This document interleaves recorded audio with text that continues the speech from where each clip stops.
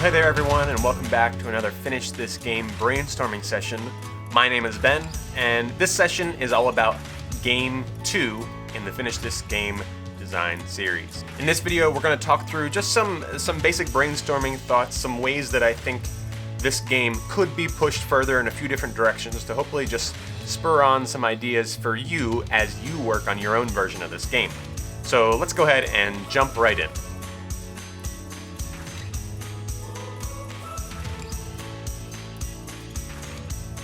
Okay, so before we get started, let me just do a quick overview of the game.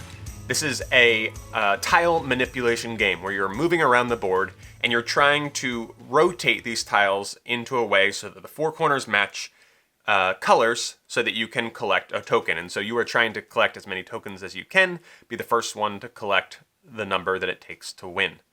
So it's a fairly simple game, but it can be pretty puzzly. It's sort of like a Rubik's Cube. You're trying to get the colors to match up.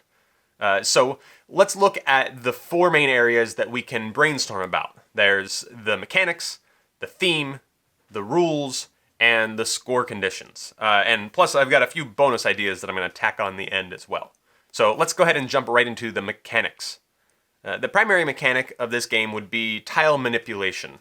It's not map building, it's the tiles are already there and you are turning them and moving along them according to the direction the arrows are, and so you're trying to manipulate them to your advantage.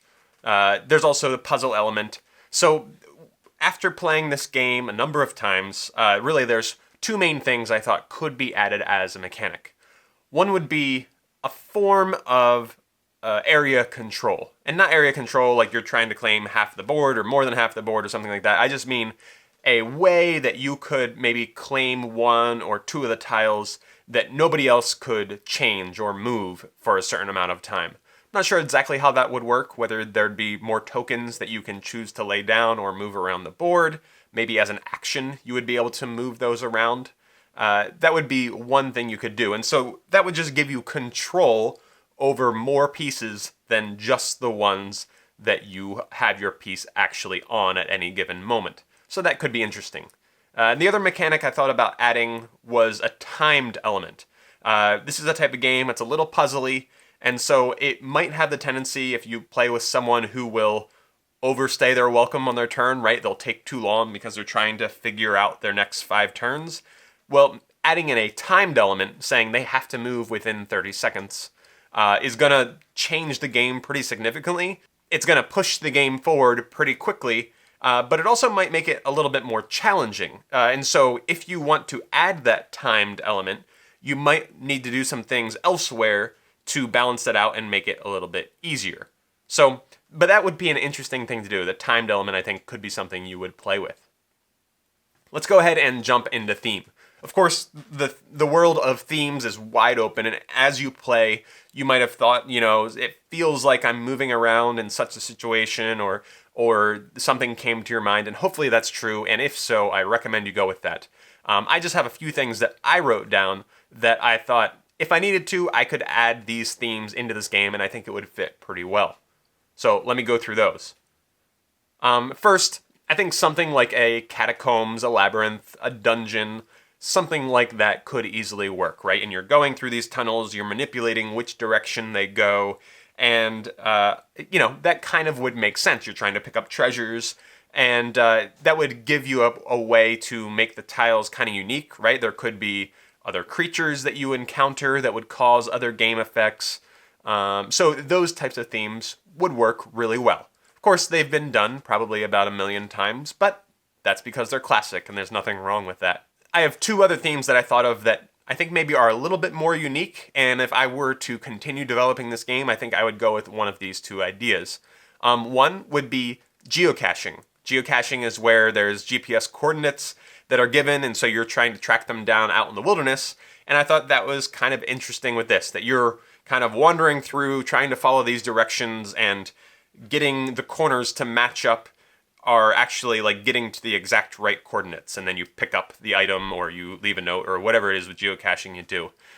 So I thought that would be kind of interesting. You might have to change how the colors work in relation to each other if it's actually a coordinates that you're putting together, but I think it could be interesting. And the other one on a similar note would be something like safe cracking or code cracking. And so, again, I think it would be interesting if, when you're putting things together, if you're putting together a string of numbers. And this is just an initial brainstorm, mind you, but I was thinking what could be interesting is that you replace the colors with numbers, and instead of trying to get the colors to match, you're trying to get specific number sequences. So maybe there's an additional small deck of cards that gives you 4-digit codes that you're trying to get. So as you move around the board, you're trying to rotate them around so that you, for instance, get the codes, 4068. And once you get that, you get to pick up that card, and that's worth a certain amount of points. I think that could be an interesting way to go, whether that's safe cracking or some type of heist theme. Maybe there's other things that would go along with that, kind of like coordinates or numbers matching up, that would be interesting. So I think those two later examples are something I would go with, but if you're into dungeon crawlers or things like that, probably something like that would work really well too. If you come up with another idea, I'd love to hear it in the comments below. So next we have rules, additional rules to add. And there's a few things here. One, I would think opening up the possibility to diagonal movements, whether that's arrows that get added to some of the tiles, or whether there's some type of rules on certain tiles when they flip over that says, you're allowed to jump diagonally off of this tile, or something like that would be interesting. And kind of connected with that idea, I think you could add other conditions on certain tiles. So either some of them could be triggered when the tile gets initially flipped over, so that would give someone a bonus or a boost of speed or something like that. Or some would be persistent, so every time you go through this tile, it costs an extra move, or it gives you an extra move. Things that would add some more variety to the layout of the map or the board, that makes it feel a little bit more unique. So that would make it more replayable, right? Because the map is very different every time. And it would allow for possibly some more strategy.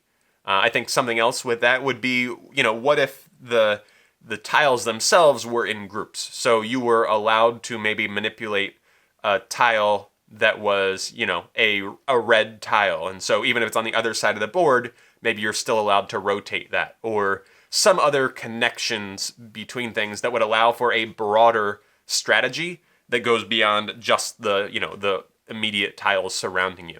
That might make things too complex, though. I don't know. So again, this is just a brainstorm, and these are just things that kind of off the top of my head, after playing this game with several groups of people, I thought of. And next, there are score conditions. And again, keeping things simple, I really just had two main ideas here. One is just the classic varying number of points. So instead of every treasure token being worth the same amount, some of them are worth 3, some of them are worth 1, or possibly even 0, right? And so instead of playing just to a game of 3 or 4, we're playing up to 10 because they're worth more, but it's a variety.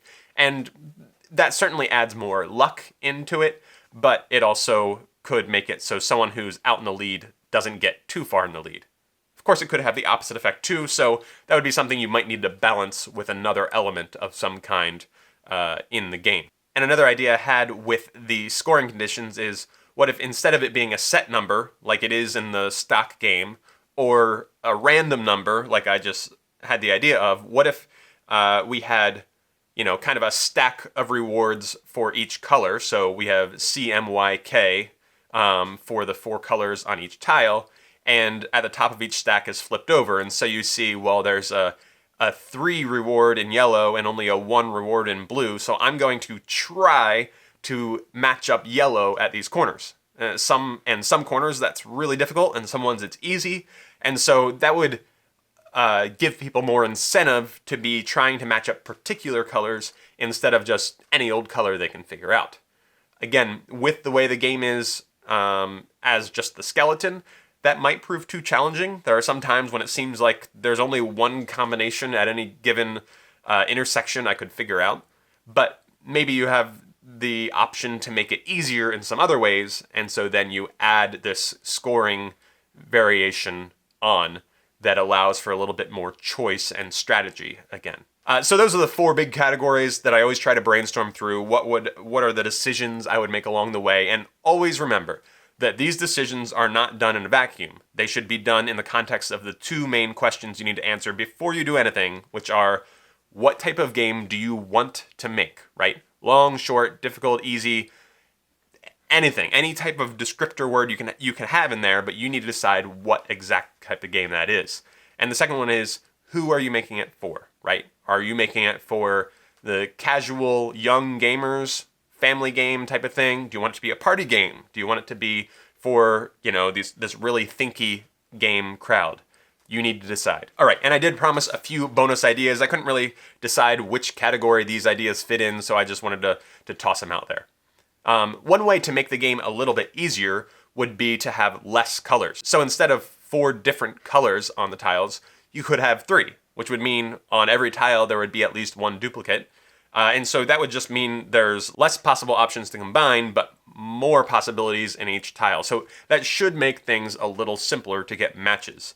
And so doing that would make that element of the game easier, so maybe you could add some more complexity or difficulty at other parts of the game if you did something like that. You could possibly change the shape of the tiles. I mean, hypothetically, there's no reason this couldn't be done with triangles, couldn't be done with hexagons. So that would change the game a lot. It would require quite a bit of testing to figure out how things change, but it certainly could be done. And if you have an idea that works with those numbers for some particular reason, then you could give that a try. And then the last thing, in the skeleton game I gave you, in the print and play, the CMYK on the corners of each tile was exactly the same order each time. The only thing that changed was the direction that the arrows were pointing.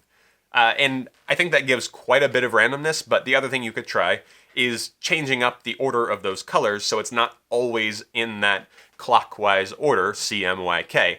That would, again, give a little bit more randomness and chance to the tiles. It might allow more matchups to happen. Personally, when thinking through the math, it didn't seem like that would make a big difference, but it is something I didn't experiment with personally, and so if you're looking for ways to mix up those combinations a little bit more, that would be something you could try. Again, Finish This Game is all about helping you level up your game-making skills. It's about giving you the most enjoyment out of your hobby by helping you to actually finish the game designs you start. And the best way to do that I've found is to help you practice. So these are practice games. You can get in quick with these skeletons I give you, and then you can move through the design process very quickly. Hopefully these brainstorms have kind of gotten the wheels turning for your own ideas, and I'd love to see what you come up with. So if you have any other ideas, things that you think I missed in this video, I'd love to hear it. Leave them in the comments below. Really, the best way to reach out to me is through Instagram or Facebook. You can find me at Circle Canoe, and I'd love to be in contact with you and talk about your game. I'll see you in the next video.